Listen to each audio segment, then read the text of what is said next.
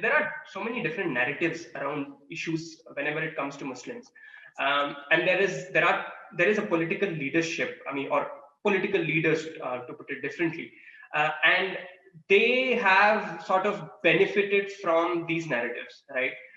It's like, and you said this, right? Like, I am going to save you, right? You are in danger, so you need to rely on me, and I am going to be your savior, and that sort of benefits a lot of political leaders. How does that play out, and like, how do you think Muslims are being misled in some sense, in that sense? Definitely misled. Muslims and Hindus, everybody is being misled. Right. You have the Muslims, and you have this stupid woke Hindus, right, who fall for media propaganda and think they are rescuing Muslims. Exactly. It's okay, guys, we don't need rescuing. Thank you. Nobody asked for your services. That being said, I always give the example of this, not far from where I live, there used to be a puncture shop owner, right, who would throw nails on the road to get business. Right. Okay. I mean, if somebody tomorrow, if some company invents puncture-proof tires, yeah, the first people to object would be these puncture shop owners. I mean, if there is no problem, how can you sell your solution? Yeah. So there are certain political parties who, first of all, they have no economic achievements to speak of. They don't know how to run a country. They suck at their job. They suck at governance. They can't say, hey, we improved the GDP, or we did this or that.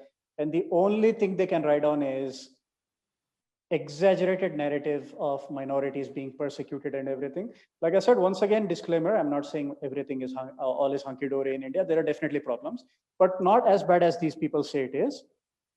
They, first of all, they create a problem, right, which is not there. Let me not say create, let's say exaggerate, grossly exaggerate a problem.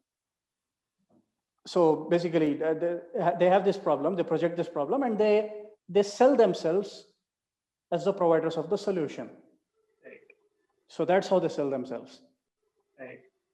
I think the entire ecosystem is sort of built around finding a purpose and meaning in the problem rather than the solution, right? because if we achieve communal harmony, yeah, these people, the so-called upholders of secularism and all, they will be the unhappiest, because if there is no problem, their services are not needed, right? They'll be out of business. Yeah, their business is gone. There are no punchers anymore, so we didn't need you. Don't need you. You can close your shop. Yeah, yeah. I think, in fact, it's not just probably unique to, let's say, the Muslim community. It cuts across. You look at various identities, even gender to some extent. And like you said, obviously there are issues, and every society has its fault lines.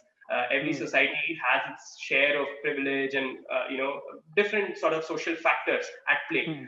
But it's almost as if somebody sort of built around a meaning around these problems, and they're going to go out of business. And I think a lot of wokeism probably evolved from this very phenomenon, right? And you look at social sciences in India, or even in the world, they're really built around some of these issues. I think you mentioned this in your video as well. Like there's always these real world problems out there, and problem that you want us to believe exist. Yeah. They have zero. These Workstars have zero contribution towards solving actual real world problems, but they come up with some garbage.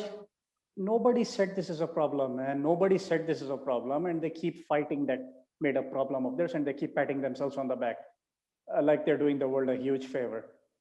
And let me tell you, these Workstars who speak about minorities and Muslims, if they walk into a Muslim area and say some of the things they say, if they speak out loudly some of the beliefs they hold, right, they would get beaten up, I'm telling you.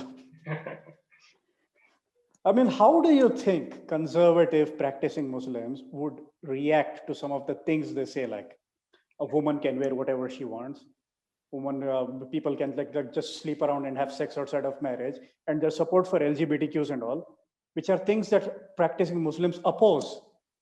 So first of all, these people should stop living in their delusion that they are friends of Muslims. If Muslims knew you, they would hate you. Right.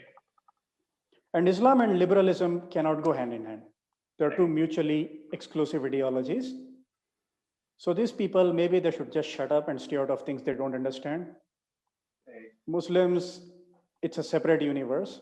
You just stay outside because your beliefs are very incompatible with Muslim beliefs. So don't try to act as saviors or something. Namaste. We hope you enjoyed this Chitti Media content. Please remember to subscribe to us and switch on the notifications for this channel. For our other social media links, more content, and to support our work, please visit citti.net. Dhanyavad. Namaskar.